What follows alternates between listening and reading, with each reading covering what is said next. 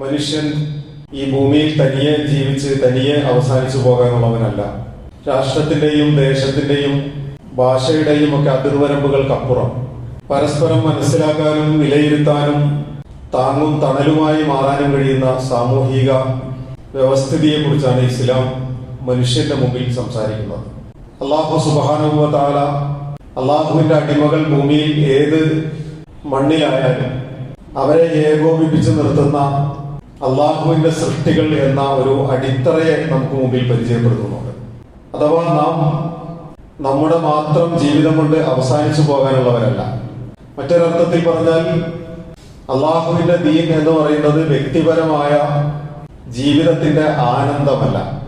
വ്യക്തിപരമായ ഒരു മനുഷ്യന് ആനന്ദവും സംതൃപ്തിയും സന്തോഷവും ആത്മവിശ്വാസവും ആത്മധൈര്യവും ഒക്കെ ഓരോ മനുഷ്യന്റെയും വിശ്വാസങ്ങളും ആരാധനകളും അവന് നൽകും. പക്ഷെ വ്യക്തിപരമായ ഈ ഒരു ആനന്ദത്തിനപ്പുറം അല്ലാഹു സുബ്ഹാനഹു വ തആല മനുഷ്യന്റെ ഹൃദയത്തെ വിശാലമാക്കിയിട്ടുള്ളത് മറ്റുള്ള മനുഷ്യന്റെ വേദനകളെയും പ്രയാസങ്ങളെയും ചേർത്ത് പിടിക്കാനും പരിഹാരം കാണാനും കഴിയുന്നിടത്ത് നിന്നുകൊണ്ടാണ്. നമുക്കറിയാം, നാം ഇപ്പോൾ ജീവിച്ചുകൊണ്ടിരിക്കുന്ന സാഹചര്യം നമ്മുടെ രാജ്യത്തിന്റെ തലസ്ഥാന നഗരി വലിയ വിപ്ലവകരമായ ചില നീക്കങ്ങൾക്ക് സാക്ഷ്യം വഹിച്ചുകൊണ്ടിരിക്കുന്ന സന്ദർഭമാണ്. യുവാക്കൾ എന്ന് പറയുന്നത്, യുവതലമുറ എന്ന് പറയുന്നത് തങ്ങളുടെ അവകാശങ്ങൾക്കും നീതിക്കും വേണ്ടി എഴുന്നേറ്റ് നിൽക്കാൻ സ്വയം സന്നദ്ധരായി രംഗത്ത് വന്ന ഒരു കാലഘട്ടമാണ് നമ്മുടെ.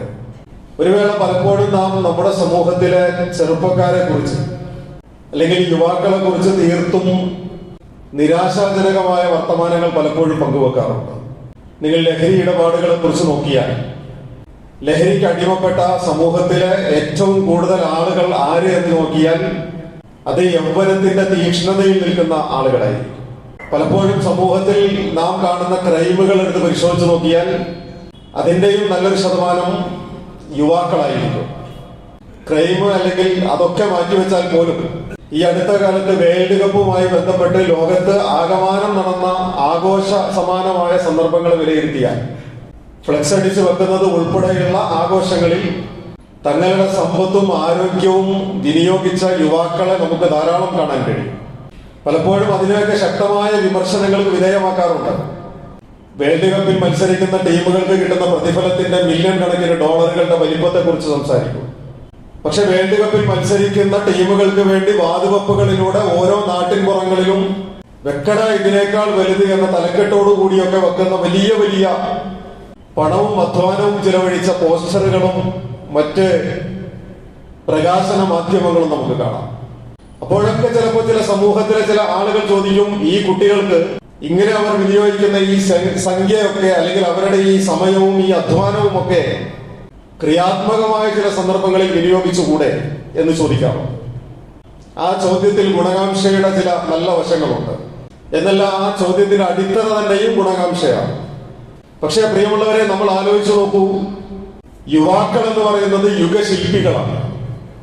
ഏതൊരു സമൂഹത്തിന്റെയും ഏറ്റവും വലിയ കരുത്ത് എന്ന് പറയുന്നത് ആ സമൂഹത്തിലെ യൗവനം കാത്തു സൂക്ഷിക്കുന്ന യുവാക്കളും യുവതികളുമാണ്. ലോകത്ത് ഇതുവരെ നടന്നിട്ടുള്ള എല്ലാ വിപ്ലവങ്ങളുടെയും ചരിത്രം പരിശോധിച്ച് നോക്കിയാൽ ആ വിപ്ലവങ്ങൾക്കൊക്കെയും നേതൃത്വം നൽകിയതും അതിനെ വിജയത്തിലേക്ക് കൈപിടിച്ചുയർത്തിയതും യുവാക്കളുടെ ഇടപെടലുകളാണ് എന്ന് കാണാം. നാം പലപ്പോഴും വിശുദ്ധ ഖുർആൻ മുന്നിൽ വെച്ചുകൊണ്ട് തന്നെ ഉദാഹരണം പറയാറുണ്ട്.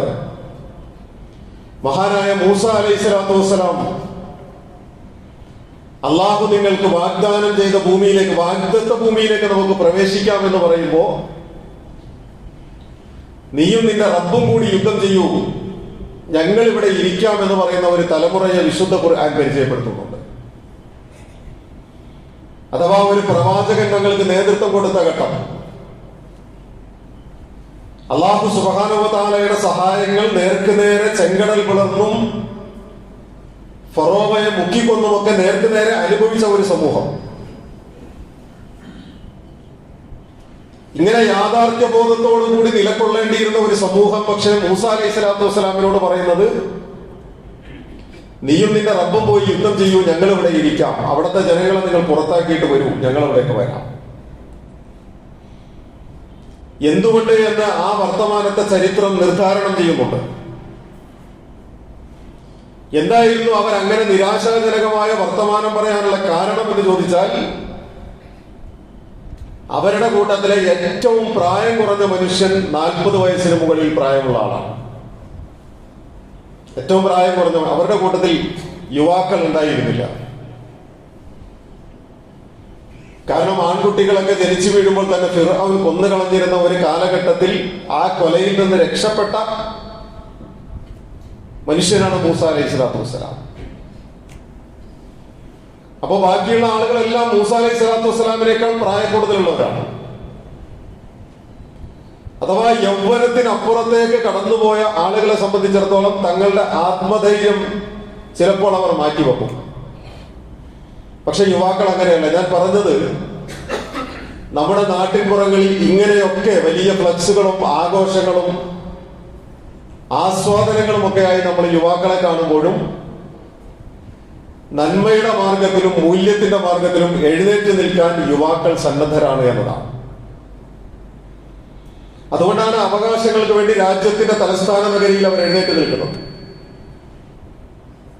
വിശുദ്ധ ഖുർആൻ നമുക്കൊരു സാമൂഹ്യ പാഠം, കഴിഞ്ഞ ഖുതുബയിൽ ഞാൻ സൂചിപ്പിച്ചു വന്നതിന്റെ തുടർച്ച എന്നോണം, അല്ലെങ്കിൽ നാം കണ്ടുകൊണ്ടിരിക്കുന്ന ഈ സംഭവ വികാസങ്ങളുടെ ഒരു നേർചിത്രം എന്നോണം വിശുദ്ധ ഖുർആൻ ഒരു വർത്തമാനം പറഞ്ഞു വെക്കുന്നുണ്ട്. സൂറത്തുൽ മാഇദയിലെ 78-79 സൂക്തങ്ങൾ ഞാൻ ആദ്യം പാരായണം ചെയ്തു വെച്ചത്.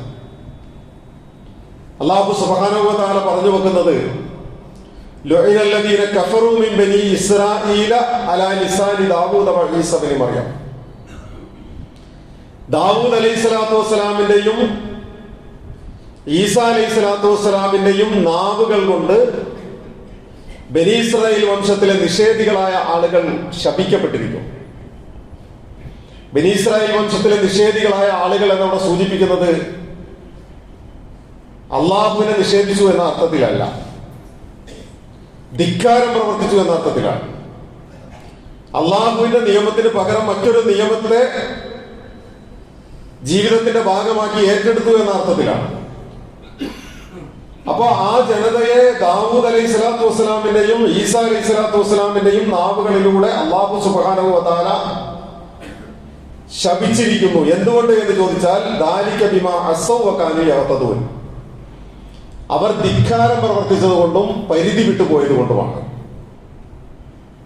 അവർ ധിക്കാരം പ്രവർത്തിച്ചത് കൊണ്ടും പരിധി വിട്ടുപോയത് കൊണ്ടുമാണ്. ആ ധിക്കാരം, പരിധി വിടുക, ഈ രണ്ട് പദപ്രയോഗങ്ങൾ യഥാർത്ഥത്തിൽ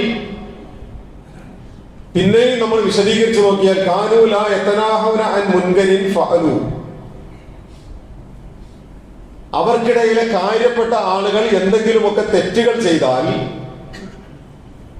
അവരിലെ പ്രമാണിമാരിൽ നിന്ന് എന്തെങ്കിലും വീഴ്ചകൾ സംഭവിച്ചാൽ, അവരിലെ സമ്പന്നരായ ആളുകളിൽ നിന്ന് വീഴ്ചകൾ സംഭവിച്ചാൽ അവർ അതിനെ തടയാറില്ല. പ്രമാണിമാരുടെ വീഴ്ചകളെ അവർ കണ്ണടച്ചു മാറ്റും. അതിന്റെ നേരെ അവർ നിസ്സംഗത പുലർത്തും. അതിനോട് അവർ സ്വീകരിക്കുന്ന സമീപനം അത് കുഴപ്പമില്ല എന്നതായിരിക്കും. അതേസമയം സാധാരണക്കാരിൽ സാധാരണക്കാരായ ദരിദ്രരായ ജനങ്ങളിൽ നിന്ന് ഏതെങ്കിലും അർത്ഥത്തിലുള്ള ചെറിയ വീഴ്ചകൾ സംഭവിച്ചാൽ ആ വീഴ്ചകളുടെ പേരിൽ അവരെ ശക്തമായി പിടികൂടാൻ അവർ കരുക്കൾ നീക്കുകയും ചെയ്യാറുണ്ടായിരുന്നു. യഥാർത്ഥത്തിൽ പ്രിയമുള്ളവരെ, നമ്മുടെ രാജ്യത്ത് നിലനിൽക്കുന്ന, അല്ലെങ്കിൽ നമ്മുടെ രാജ്യത്തിന്റെ തലസ്ഥാന നഗരി അഭിമുഖീകരിച്ചു കൊണ്ടിരിക്കുന്ന ജന്തർ മന്ദറിലെ വലിയ വിപ്ലവകരമായ നീക്കങ്ങളുടെ പിന്നിലുള്ള വശം എന്ത് എന്ന് ചോദിച്ചാൽ, പ്രമാണിമാർ ചെയ്തു വെക്കുന്ന തെറ്റുകളെ ന്യായീകരിക്കാൻ ആളുകൾ ഉണ്ടാകുന്നു എന്നതാണ്. സ്വജന പക്ഷപാതം ഉണ്ടാകുന്നു എന്നതാണ്. അല്ലാഹു സുബ്ഹാനഹു വ തആല രണ്ട് പ്രവാചകന്മാരുടെ പേരെടുത്ത് പറയുകയും ആ പ്രവാചകന്മാരുടെ നാവുകൾ കൊണ്ട് ആ സമൂഹം ശപിക്കപ്പെട്ടു. അള്ളാഹുവിന്റെ പ്രവാചകന്മാർ ശപിക്കാൻ വന്നവരല്ല. അള്ളാഹുവിന്റെ പ്രവാചകന്മാർ ശപിക്കാൻ വന്നവരല്ല. അള്ളാഹുവിന്റെ പ്രവാചകന്മാർ സ്വർഗത്തെ ചൂണ്ടിപ്പറഞ്ഞ് നന്മയുടെ വഴികളിലൂടെ കൈപിടിച്ച് മുന്നോട്ട് നയിച്ച് അവർ ഉയർത്തിപ്പിടിക്കുന്ന ആദർശത്തിന്റെയും ദീനിന്റെയും ആനന്ദങ്ങളെ ജീവിതത്തിലേക്ക് കൊടുക്കാൻ വന്നവരാണ് പ്രവാചകന്മാർ. അള്ളാഹുവിന്റെ പ്രവാചകന്മാർ തന്റെ ജനതയെ ശിക്ഷിക്കാൻ വന്നവരല്ല. അള്ളാഹുവിന്റെ പ്രവാചകന്മാർ മോചനത്തിന്റെ വഴികളിൽ വഴിയടക്കാൻ വന്നവരല്ല. അള്ളാഹുവിന്റെ പ്രവാചകന്മാർ അനുയായികളെ ആക്ഷേപിക്കാൻ വന്നവരല്ല. അള്ളാഹുവിന്റെ പ്രവാചകന്മാർ അവരിൽ നിന്ന് ഏതെങ്കിലും പ്രതിഫലം ആഗ്രഹിച്ചുകൊണ്ട് പേരോ പെരുമയോ പ്രശസ്തിയോ പാരിതോഷികങ്ങളോ ആഗ്രഹിച്ചുകൊണ്ട് വന്നവരല്ല.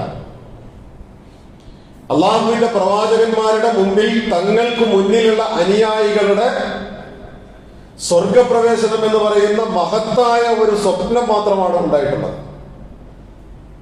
അങ്ങനെ നിയോഗിക്കപ്പെട്ട പ്രവാചകന്മാർ തങ്ങളുടെ അനുയായികളെ ശപിച്ചു എന്ന് വിശുദ്ധ ഖുർആൻ പറയണമെങ്കിൽ ആ സമൂഹത്തിൽ നിന്നുണ്ടായ ധിക്കാരത്തിന്റെ ആഴവും പരപ്പും എത്രയാണ് എന്ന് ആലോചിച്ച് നോക്കൂ. അള്ളാഹുവിന്റെ പ്രവാചകന്മാരെ നോക്കി നിങ്ങൾ കള്ളന്മാരാണ് എന്ന് പറഞ്ഞ ആളുകൾ ഉണ്ടായിട്ടുണ്ടല്ലോ.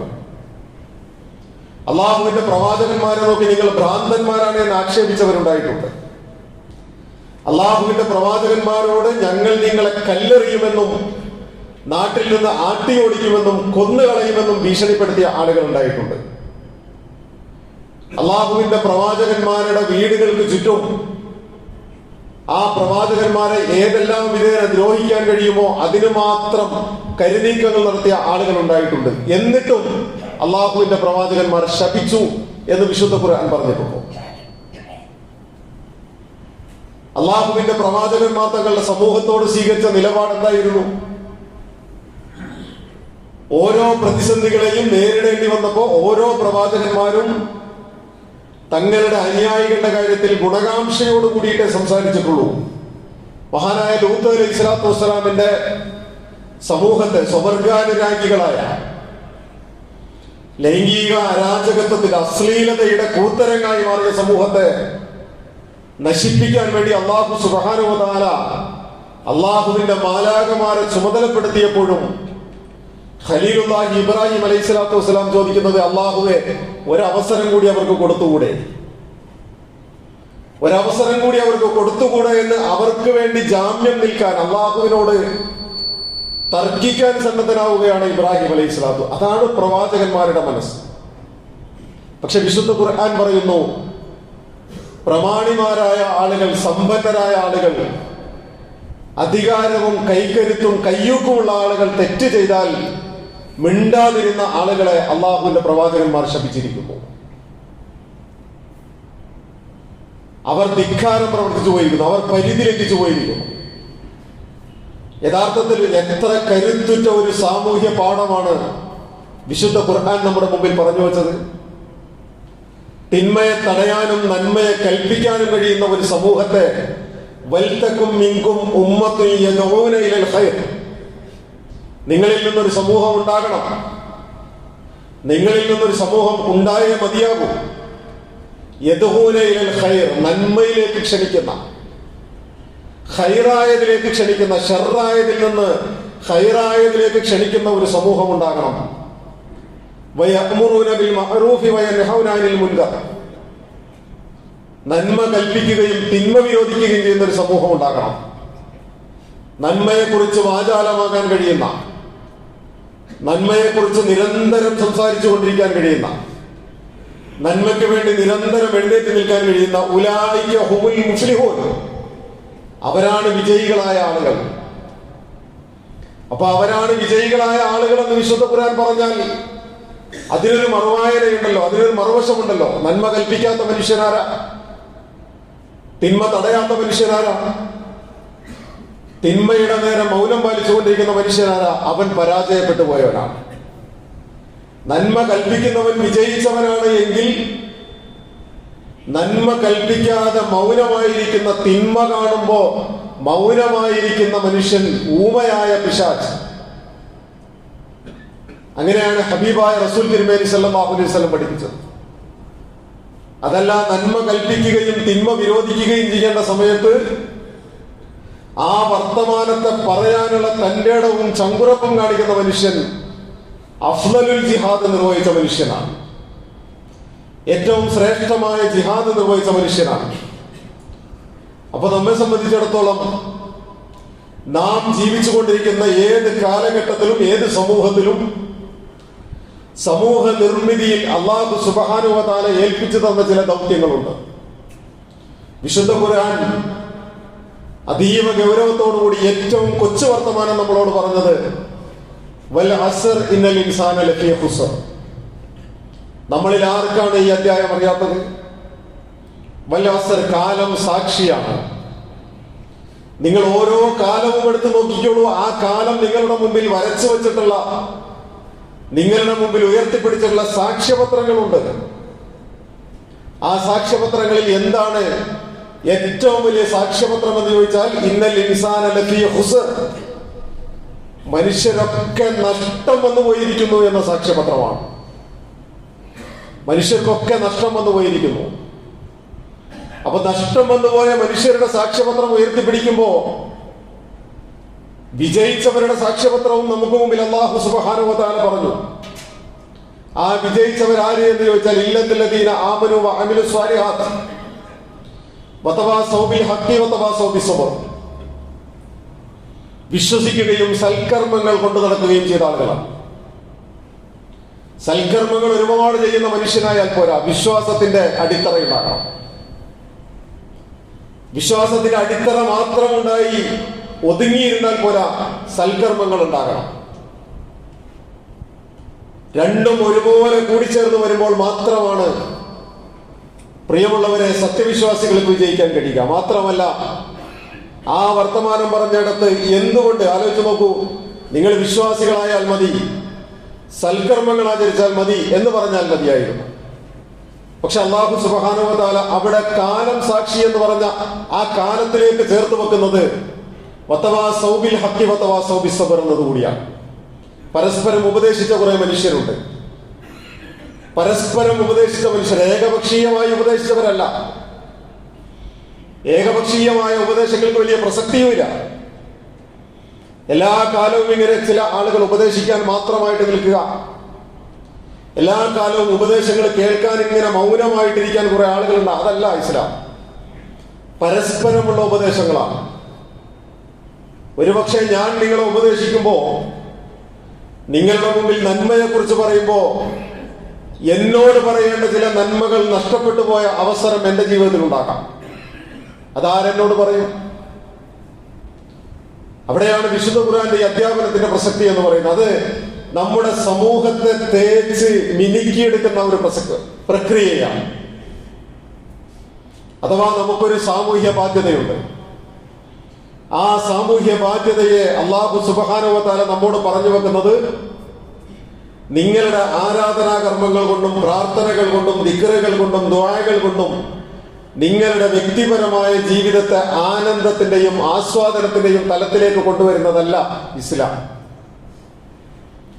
നിങ്ങളുടെ ആ വ്യക്തിപരമായ ജീവിതത്തിലെ ആനന്ദങ്ങളിൽ നിന്ന് യശ്റഹ് സദ്റഹു ലിൽ ഇസ്ലാം എന്ന് പറയുന്ന ഇസ്ലാമിന് വേണ്ടി വിശാലമാകുന്ന ഒരു ഹൃദയത്തെ നിങ്ങൾ നേടിയെടുക്കേണ്ടതുണ്ട്.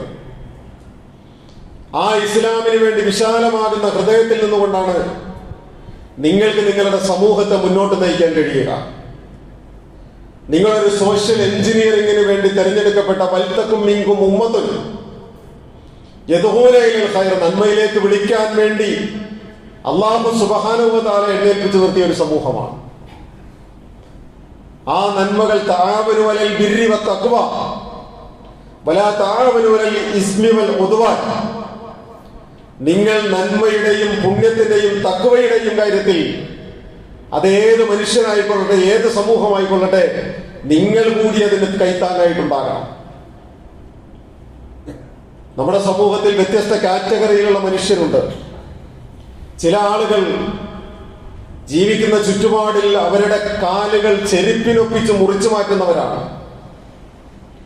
ചെരുപ്പിനനുസരിച്ച് കാല് മുറിക്കുക എന്നതല്ലല്ലോ നമ്മുടെ സാമൂഹ്യ ജീവിതത്തിന്റെ വിജയത്തിന്റെ നിദാനം എന്നത്. നമ്മുടെ കാലിനൊത്ത ചെരുപ്പുകൾ ഉണ്ടാക്കിയെടുക്കുക എന്നതാണ്. അഥവാ മനുഷ്യന് വേണ്ട സാമൂഹിക ക്രമത്തെ ഉണ്ടാക്കിയെടുക്കലാണ് നമ്മുടെ ബാധ്യത. ഏതോ ഒരു ഒഴുക്കിലങ്ങനെ നീങ്ങിക്കൊണ്ടിരിക്കുന്ന സാമൂഹിക ക്രമത്തിനനുസരിച്ച് എന്റെ ജീവിതവും എന്നാൽ പിന്നെ ആ ഒഴുക്കിനനുസരിച്ച് അങ്ങനെ പോയിക്കോട്ടെ എന്ന് തീരുമാനിക്കാനുള്ളതല്ല നമ്മുടെ ജീവിതം. ചെരുപ്പിനനുസരിച്ച് കാല് മുറിക്കേണ്ടവരല്ല. രണ്ടാമത്തെ വിഭാഗം തങ്ങൾ ഉൾക്കൊള്ളുന്ന സംഘടനാ പക്ഷപാതിത്വത്തിന്റെയും തങ്ങൾക്കുള്ള കാഴ്ചപ്പാടുകളുടെയും അഭിപ്രായങ്ങളുടെയും മേൽ അടയിരിക്കുന്ന ഒരു സമൂഹമാണ്. അവരുടെ മുമ്പിൽ അവരല്ലാത്ത എല്ലാവരുടെയും അഭിപ്രായങ്ങൾ വ്യാജമാണ്.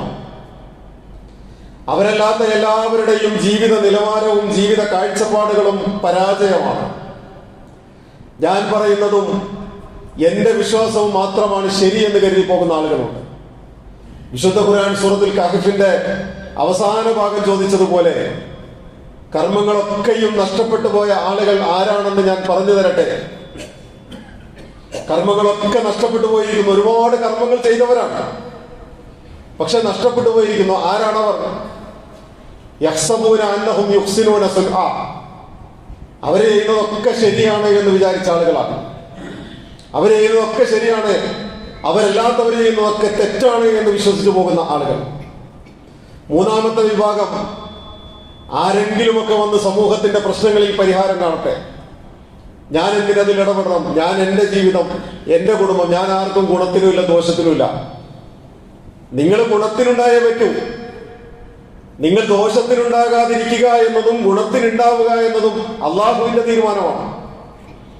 നിങ്ങൾ പറയുന്നു ഞാൻ ഗുണത്തിനുമില്ല ദോഷത്തിനുമില്ല, ഞാൻ ഇങ്ങനെ പോയിക്കോളാം. ആ നിലപാട് നമ്മുടെ നിലപാട്, ആ നിലപാട് ശരിയല്ല.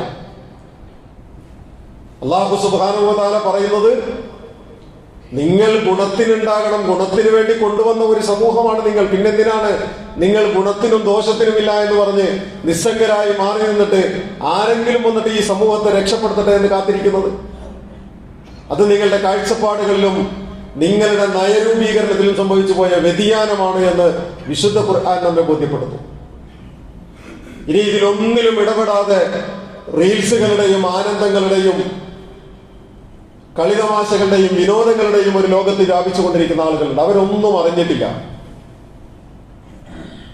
അവരൊഴുക്കിനനുസരിച്ച് അങ്ങനെ പോയിക്കൊണ്ടിരിക്കുന്നുണ്ട്.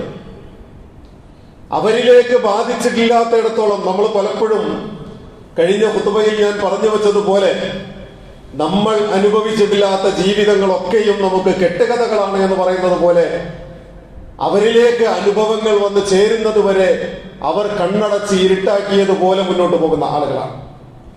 പ്രിയമുള്ളവരെ, ഞാൻ പറയുന്നത് മനുഷ്യൻ എന്ന് പറയുന്നത് വലിയ ഒരു സമൂഹമായി ജീവിക്കുന്ന അള്ളാഹുവിന്റെ സവിശേഷരായ സൃഷ്ടികളാണ്. ആ സവിശേഷരായ സൃഷ്ടികളുടെ മുമ്പിൽ നിങ്ങൾ ജീവിക്കുന്ന സാഹചര്യങ്ങളെ കെട്ടിപ്പടുക്കാനുള്ള ബാധ്യത അല്ലാഹു സുബ്ഹാനഹു വ തആല നമ്മെ പഠിപ്പിക്കുന്നുണ്ട്. നമ്മൾ ആലോചിച്ച് നോക്കൂ, വിശുദ്ധ ഖുർആൻ അത്ഭുതം തോന്നും നമുക്ക്. സൂറത്തുൽ കഹ്ഫിന്റെ ആദ്യ ഭാഗം അസ്ഹാബുൽ കഹ്ഫിനെ കുറിച്ച്, ഗുഹാവാസികളായ ആളുകളെ കുറിച്ച് വിശുദ്ധ ഖുർആൻ പറയുന്നുണ്ട്. എന്തിനാണ് വിശുദ്ധ ഖുർആൻ ഗുഹാവാസികളെ കുറിച്ച് പറഞ്ഞത്? എന്തിനാണ് വിശുദ്ധ ഖുർആൻ മറ്റെവിടെയും പരാമർശിക്കാത്ത 4 കഥകൾ, 4 വിഷയങ്ങൾ ചേർത്ത് വെച്ചുകൊണ്ട് സൂറത്തുൽ കഹ്ഫ് 110 ആയത്തുകളിലൂടെ ഓരോ വെള്ളിയാഴ്ചകളിലും നിങ്ങൾ ആവർത്തിച്ച് പാരായണം ചെയ്തോളൂ എന്ന് റസൂൽ തിരുമേനി സല്ലല്ലാഹു അലൈഹി വസല്ലം പഠിപ്പിച്ചത്? അസ്ഹാബുൽ കഹ്ഫിന്റെ ജീവിതത്തെ യുവാക്കളായിരുന്നു. ആ യുവാക്കൾ തങ്ങൾക്ക് നിലനിൽക്കാൻ കഴിയാത്ത ഒരു സാമൂഹിക അന്തരീക്ഷം ഉണ്ടായപ്പോ അതിൽ നിന്ന് രക്ഷാമാർഗം നേടിയിട്ട് യാത്ര ചെയ്ത യുവാക്കളാണ്. ആ യുവാക്കൾ ജന്തർ മന്ദറിലേക്ക് യാത്ര ചെയ്ത യുവാക്കളെ പോലെയാണ്. അവരുടെ മുമ്പിൽ ചില ലക്ഷ്യങ്ങൾ ഉണ്ടായിരുന്നു. അവരുടെ 300 കൊല്ലക്കാലത്തെ ഉറക്കത്തെയല്ല വിശുദ്ധ ഖുർആൻ നമുക്ക് പരിചയപ്പെടുത്തി. വിശുദ്ധ ഖുർആൻ വരച്ചു വെച്ചത് അവരുടെ ഉറക്കത്തെയാണ്. പക്ഷെ ആ ഉറക്കത്തെയല്ല നമ്മൾ പഠിച്ചെടുക്കാനുള്ളത്, അവരുടെ ഉണർച്ചയെ കുറിച്ചായിരുന്നു. അവരുടെ ഉണർച്ചയെ കുറിച്ചാണ്. അവകാശങ്ങൾ നിഷേധിക്കപ്പെട്ട ഒരു ഘട്ടത്തിൽ തങ്ങളുടെ അവകാശങ്ങൾ നേടിയെടുക്കാൻ കഴിയുന്ന ഒരു കാലത്തോളമുള്ള കാത്തിരിപ്പും ഇടപെടലുമാണ് അസ്ഹാബുൽ കഹ്ഫിന്റെ ചരിത്രം നമുക്ക് മുമ്പിൽ ബോധ്യപ്പെടുത്തി തരുന്നത്. പ്രിയമുള്ളവർ, ഞാൻ പറഞ്ഞു വന്നത് നാം ജീവിക്കുന്ന ചുറ്റുപാടിൽ നമ്മൾ നിർവഹിക്കേണ്ട ചില ഉത്തരവാദിത്തങ്ങളുണ്ട്. ആ ഉത്തരവാദിത്തങ്ങളെയും ബാധ്യതകളെയും നമ്മളിലൂടെ ഈ സമൂഹം എത്രമാത്രം അള്ളാഹുവിന് ഇഷ്ടപ്പെട്ട, എത്രമാത്രം അള്ളാഹുവിന്റെ ലാ ഇലാഹ ഇല്ലല്ലാഹ് എന്ന സഖാഫത്ത് എന്ന സംസ്കാരം ലയിച്ചു ചേരുന്ന ഒന്നായി മാറണം എന്നതാണ് നമ്മുടെ മുമ്പിൽ ഉണ്ടാകേണ്ട അജണ്ട. ഞാൻ ലാ ഇലാഹ ഇല്ലല്ലാഹ് പറഞ്ഞവനാണ്, ഞാൻ 5 നേരവും നമസ്കരിക്കുന്നവനാണ്, ഞാൻ പ്രാർത്ഥനകളിലും ദിക്റുകളിലും ഒക്കെ മുഴുകുന്നവനാണ്, ദാനധർമ്മങ്ങൾ ചെയ്യുന്നവനാണ്, ആരോടും പകയും വിദ്വേഷവും ഇല്ലാതെ ജീവിക്കുന്നവനാണ്, ആർക്കും ഗുണവും ദോഷവും ഇല്ലാതെ ജീവിക്കുന്നവനാണ്. അതുകൊണ്ട് ഞാൻ സ്വർഗത്തിൽ പോകാൻ അർഹരുടെ പട്ടികയിൽ ഉണ്ടാകുമെന്ന് തെറ്റിദ്ധരിച്ചു പോയാൽ പ്രിയമുള്ളവരെ, ആ പട്ടിക നമുക്കുള്ളതല്ല. ആ പട്ടിക നമുക്കുള്ളതല്ല എന്ന് വിശുദ്ധ ഖുർആൻ നമ്മുടെ മുമ്പിൽ വരച്ചു വെക്കുന്നത് ഞാൻ നേരത്തെ സൂചിപ്പിച്ച സൂറത്ത് ആലി ഇമ്രാനിലെ 104-ാമത്തെ സൂക്തമാണ്. നിങ്ങളിൽ നിന്നൊരു സമൂഹം ഉണ്ടാകണം, ഈ സമൂഹത്തിൽ നിലനിൽക്കാൻ, നന്മ കൽപ്പിക്കാനും തിന്മ വിരോധിക്കാനും കഴിയുന്ന, നന്മയിലേക്ക് നിരന്തരം ആളുകളെ ക്ഷണിക്കാൻ കഴിയുന്ന ഒരു സമൂഹം ഉണ്ടാകണം. അവരാണ് ഉലൈക ഹുമുൽ മുഫ്ലിഹൂൻ, അവരാണ് വിജയിക്കുക. അവരല്ലാത്തവരൊക്കെ പരാജിതരാണ് എന്ന് പഠിപ്പിക്കുമ്പോൾ ഉത്തരവാദിത്തങ്ങൾ നിർവഹിക്കാതെ മാറിയിരുന്നു കൊണ്ട് ഞാനും വിജയിയാണ് എന്ന് തെറ്റിദ്ധരിച്ചാൽ, തന്റെ കയ്യിൽ കിട്ടിയ ചോദ്യപേപ്പറുകളിൽ നിന്ന് ഒരു ആൻസറും രേഖപ്പെടുത്താതെ കുറേയധികം ആൻസർ ഷീറ്റുകൾ തുന്നിച്ചേർത്ത് കൊടുത്ത് അവരും കൊടുത്തിരിക്കുന്നു, ഞാനും കൊടുത്തിരിക്കുന്നു, ഞാനും വിജയിക്കുമെന്ന് ആൻസർ പേപ്പറുകളുടെ എണ്ണം കൊണ്ട് വൃഥാ സ്വപ്നം കണ്ടിരിക്കുന്ന കുട്ടിയെ പോലെയായി പോകും നമ്മൾ പരാജയപ്പെട്ടു പോകും. നമ്മുടെ വ്യക്തിപരമായ ആനന്ദമല്ല, ആ ആനന്ദത്തിൽ നിന്ന് സമൂഹത്തെ സംസ്കരിച്ചെടുക്കാൻ കഴിയുന്ന അള്ളാഹുവിന്റെ ദീനിന്റെ മൂല്യങ്ങളെ ചേർത്ത് പിടിക്കാനും പങ്കുവെക്കാനും കഴിയുന്നിടത്താണ് നമ്മുടെ വിജയമെന്നാണ് പ്രിയമുള്ളവരെ സൂചിപ്പിച്ചതിന്റെ ചുരുക്കം. അള്ളാഹു സുബ്ഹാനഹു വ തആല നമ്മെ അനുഗ്രഹിക്കുമാറാകട്ടെ. പടച്ച റബ്ബ് നല്ല മനുഷ്യരായി ജീവിക്കാൻ, അള്ളാഹുവിന്റെ വിധിവിലക്കുകൾ പാലിച്ച് ജീവിക്കാൻ, അള്ളാഹുവിന് ഇഷ്ടപ്പെട്ടവരായി മരണപ്പെടാൻ, ലാ ഇലാഹ ഇല്ലല്ലാഹ് എന്ന കലിമത്ത് തൗഹീദ് ഉച്ചരിച്ച് മരണപ്പെടാൻ ഭാഗ്യം ലഭിക്കുന്ന ആളുകളിൽ നമ്മെ എല്ലാവരെയും ചേർക്കുമാറാകട്ടെ.